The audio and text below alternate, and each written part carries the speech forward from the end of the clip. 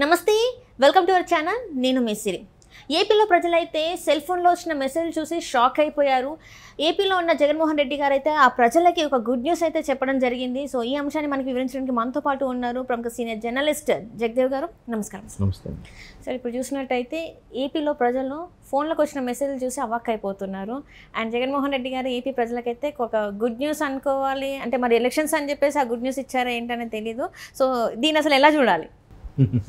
Message అది salaries message అంటే గడిచిన 5 ఏళ్లలో అసలు ఎప్పుడు కూడా 1వ తేదీన పడిన దాఖలాలు లేవట. అంటే చాలా అరుదు స్టార్టింగ్లో పడ్డాయేమో. ఎందుకంటే మా ఫ్యామిలీలో కూడా కొంతమంది ఉన్నారు, రిలేషన్స్లో ప్రభుత్వ ఉద్యోగులు ఉన్నారు, పెన్షనర్స్ ఉన్నారు. వాళ్ళు కూడా అందరూ చెప్పే మాట ఏంటంటే అసలు ఎప్పుడు పడుతుందో తెలియదు. ఇంతకు ముందు వరకు కూడా అంటే అసలు ఎప్పుడైతే భారతదేశం బ్రిటిష్ వాళ్ళ సంఖ్యల నుంచి బయటకు వచ్చిందో అప్పటి నుంచి ఉన్న ఉద్యోగులు చాలామంది చెప్పిన సందర్భాలు కూడా ఏంటంటే ఎప్పుడు ప్రభుత్వ ఉద్యోగులకి 1వ తేదీనే పడిపోయేది. మొదట్లో సమితులు పరిషత్తులు అవన్నీ ఉన్నప్పుడు అంటే వెళ్ళి ఈ అకౌంట్లు బ్యాంకు ఖాతాలు లేని రోజుల్లో ఎవరో ఒకరు హెడ్ మాస్టరో లేదంటే ఆ ఇన్స్పెక్టరో యూడీసీయో ఎల్డీసో ఎవరో వెళ్ళి డ్రా చేసుకొని వచ్చి వీటికి జీతం అనేది ఇచ్చేసేవారు. సో ఎప్పుడైతే బ్యాంక్ ఖాతాల ఆప్షన్ వచ్చిందో అది 1వ తేదీ ముందు రోజు మ్యాక్సిమం ముందు రోజు నైట్గా పడిపోయేది, లేదా 1వ తేదీ కల్లా పడుతుంది. సో అలాంటిది ఈ వైసీపీ ప్రభుత్వం వచ్చాక ఎప్పుడు అలా పడిన దాఖలాలు లేవు.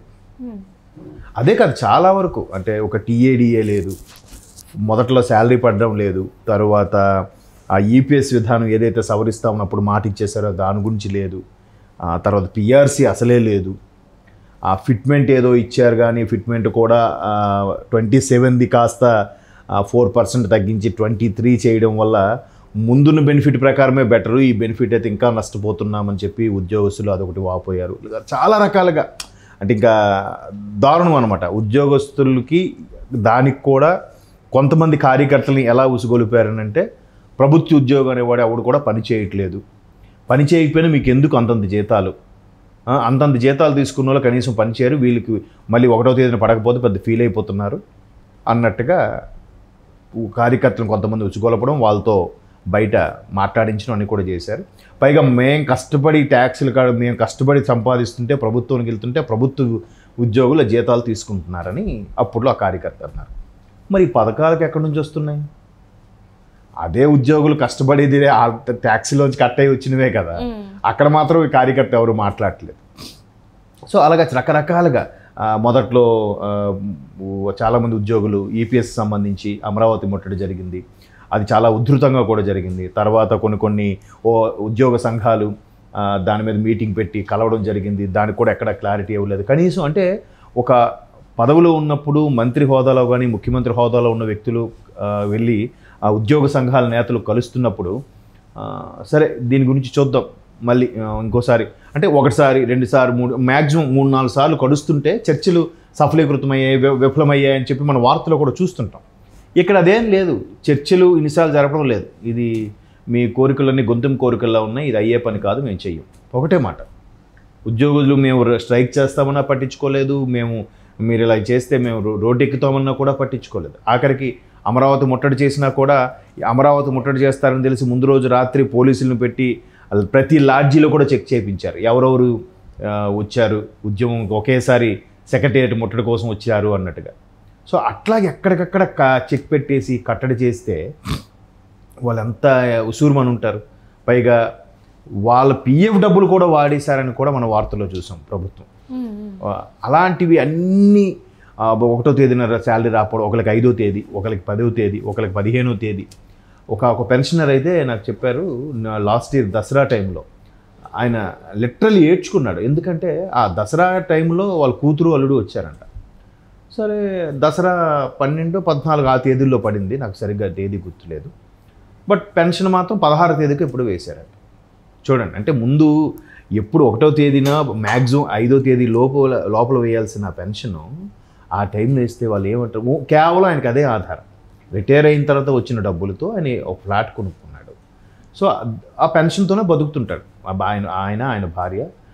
పిల్లలకి ఏదైనా కలిగితే ఇవ్వడము, లేదంటే ఆ మందులు మాత్రలు మింగుతూ అలా కాలం వెళ్ళదీస్తున్నారు. సో అటువంటి వాళ్ళకి ఓన్లీ ఆ ప్రభుత్వ ఉద్యోగి తీసుకునే పెన్షన్ అది. సో అది కూడా లేటుగా వేసి మేము ఫ్రీగా ఇస్తున్నాం అన్నట్టుగా ప్రభుత్వం డాబులు కొడుతుంది అన్నట్టు కూడా చాలామంది బాధపడుతున్నారు.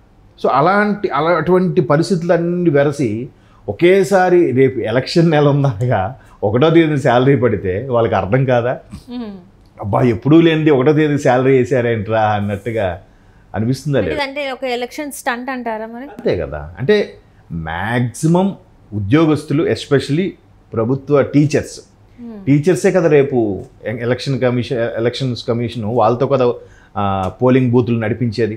వాళ్ళని ప్రిసైడింగ్ పిఓస్గా వేస్తారు, ఏపీఓగా వేస్తారు.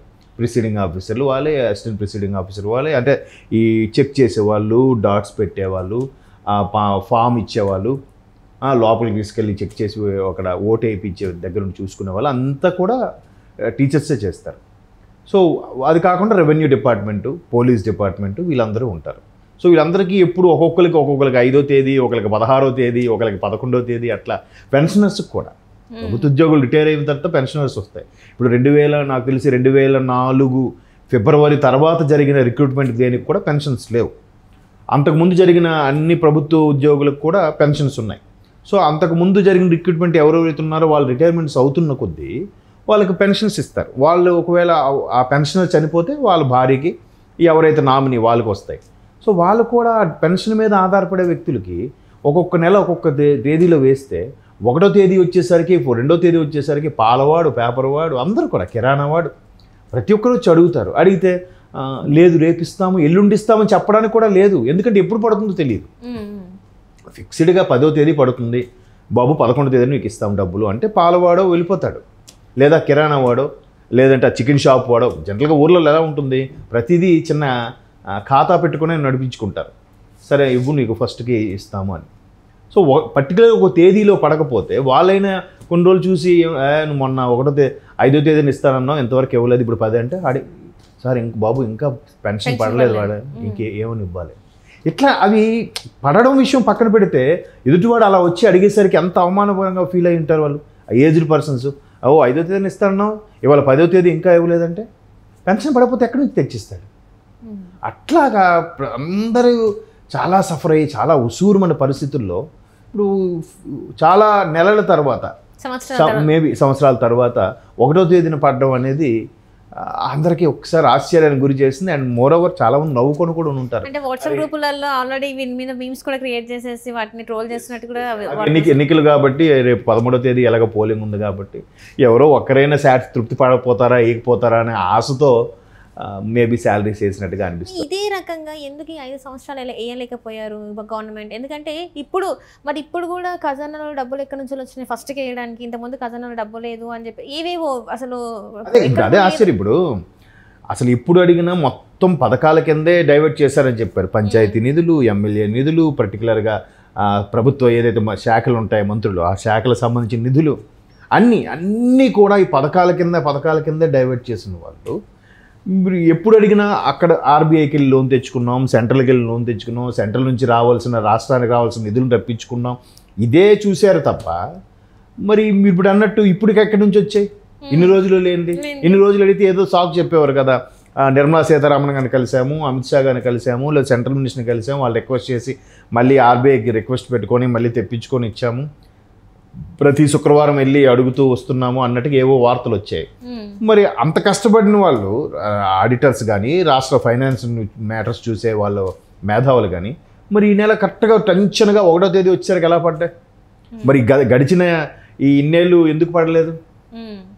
ఓట్ల కోసం ఏదో అంటే ఉద్యోగులకి వాళ్ళకి కూడా అర్థమైంది.